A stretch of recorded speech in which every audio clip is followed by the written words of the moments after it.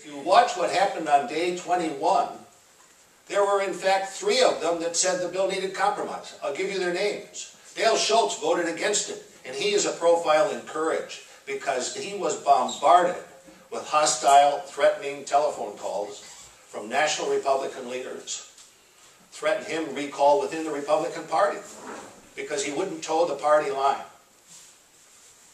Senator Rob Coles, a conservative, decent human being. I like him a lot. He's a friend. He's served in the legislature for years. And 2 days before they finally pulled the real stunt that may be illegal, he said there needs to be a compromise. He's quoted in the Green Bay Gazette. It is time for a compromise. Luther Olson, chairman of the Education Committee, a good, decent person who didn't deserve the abuse, didn't want to vote for this stuff, but felt compelled to go along because had Luther voted the independent line, he's up for election, the Republicans would have recalled him. The Republicans in northern Wisconsin that I know and respect for their point of view are not extremists. They are Main Street, moderate people that may have conservative views on one hand on fiscal matters and maybe a little more liberal on social, but in Republican primaries, you have seen time and time again that the extreme right is dominating the party politic, and that's not good for their party. It isn't the party of Lincoln any longer, and that disturbs many of those members. So there were 3 members alone who were sufficient to require a compromise.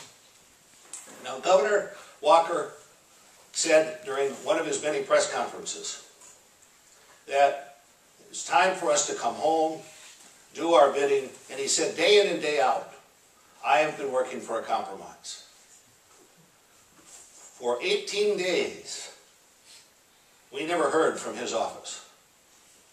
I was communicating to his office via a back channel, via a third party, a former member of the Thompson administration, whom I talked with sometimes 3 or 4 times a day.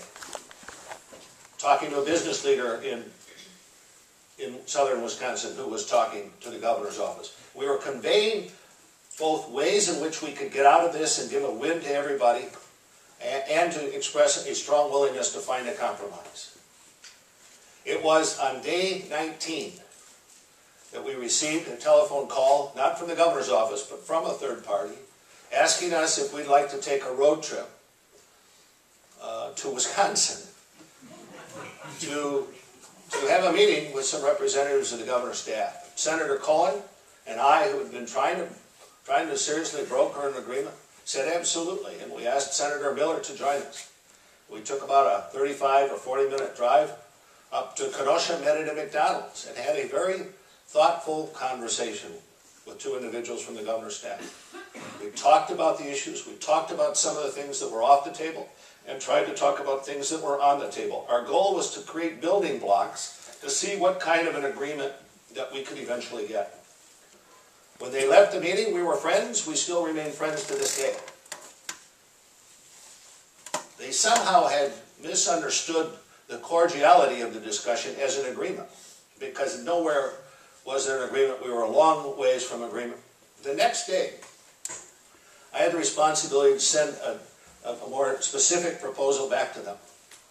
When the proposal came to my computer, literally, at the time that I got it, my computer crashed. It had a virus. The bells were going off and lights were flashing, it was beeping. I had to turn it down. So when I then had it faxed to them and called the governor's staff and told him, it's incomplete, you need to talk with me. He didn't do that. He took this partial proposal into Governor Walker.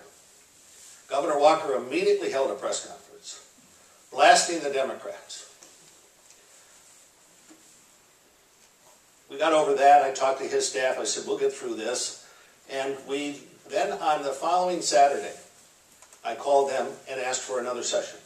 They agreed to meet with us. We happened to meet in South Beloit, which was in Illinois. And frankly, and it was at their request. In respect for them, I said, we'll meet you in Wisconsin. Nobody's going to really know. They said, in respect for all of us, let's meet in Illinois, because if someone sees us, they're going to make a big stink out of it, and we were trying to do this in a diplomatic way, not in a public way.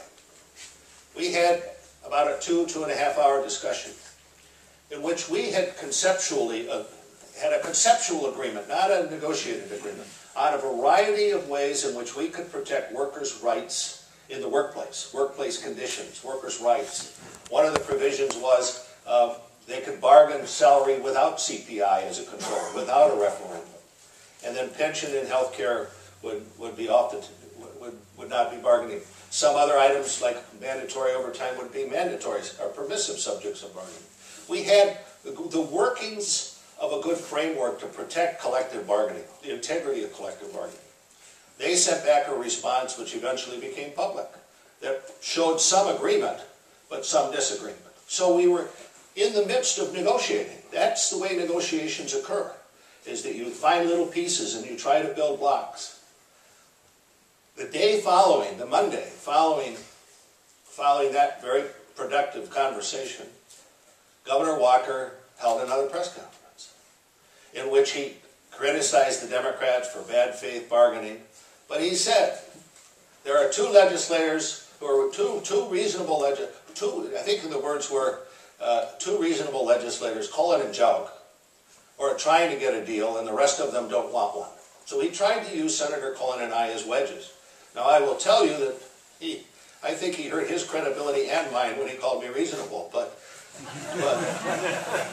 I think the fact that for those of you who say this was a stunt, he did give a great deal of credence to the effort that my colleagues and I were making to try to solve this problem, not salivate over the fact that we had a problem. Now, the next 2 days, you saw what happened. There began to get cracks in the Republican Senate, including one in the state. On Sunday, the Representative Stone, who voted for the bill in the Assembly, is a candidate for county exec in Milwaukee. And he is quoted in the Journal Sentinel as saying, I didn't really want to vote for the collective bargaining. I respect unions. I respect workers. I wish I hadn't voted for the collective bargaining. That represented the real feeling of many legislators who simply wanted to separate the two and protect the fiscal interests of the state without battering the workers of the state. So things began to crack. And you saw the results when the conference committee met and in what appears to be an illegal fashion, breaking the open meetings laws. That will be determined by the courts. There's a hearing today. Then you had that very horrible scene where they convened the conference committee, would not let the minority leader, the assembly minority leader, speak or finish speaking, literally took the vote while he was talking, rushed to the floor, had no debate, acted like there was an emergency. Can anybody tell me, if you don't agree with my position on this issue, can you tell me what the emergency was to pass this thing in the dark of night, where maybe you could have waited until the following day? I'll give you the answer to that. They knew that the public would not accept what they were doing. And so while the Republicans won the vote by abusing the vote for the second time, they won the vote by abusing the vote, they lost in the eye of public opinion. Because people didn't like the way it went down. So we did not plan as legislators in leaving the state to organize or create protests. We simply wanted to make sure that the people's voice was spoken. And it has been, loudly and clearly. I'm proud to be back with the people of Wisconsin and stand with them in the effort to restore these rights. They are rights that do not harm Wisconsin. They are rights that protect Wisconsin. They are not rights that make Wisconsin a bad state. They are rights that make us a better state.